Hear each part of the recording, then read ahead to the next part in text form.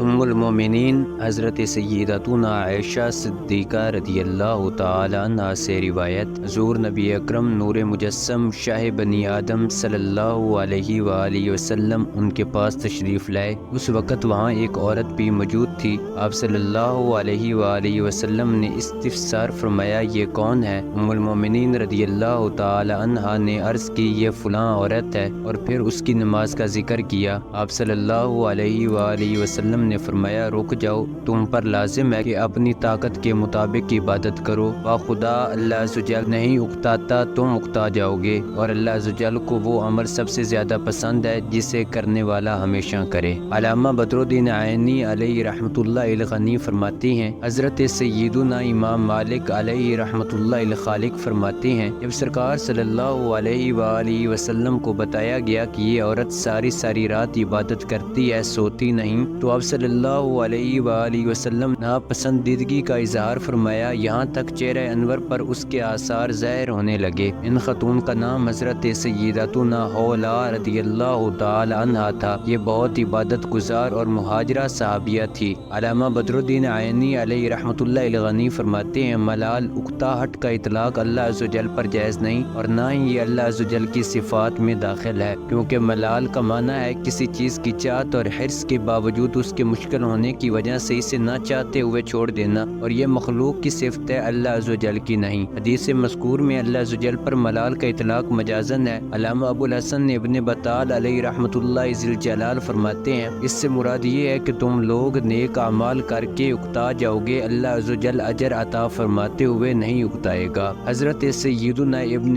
فورق رحمۃ اللہ تعالی علیہ فرماتے ہیں، مطلب یہ ہے کہ اکتانا تمہاری صفت ہے، اللہ عز و جل کی نہیں، کیونکہ اکتاہٹ طبیعت کی تبدیلی کا نام ہے اور اللہ عز و جل اس سے پاک ہے۔ حضرت سیدنا علامہ خطابی علیہ رحمۃ اللہ الہادی فرماتے ہیں، اس کا ایک معنی یہ ہے کہ اللہ عز و جل اس وقت تک ثواب دینا ترک نہیں کرتا جب تک تم عمل کرنا نہ چھوڑ دو۔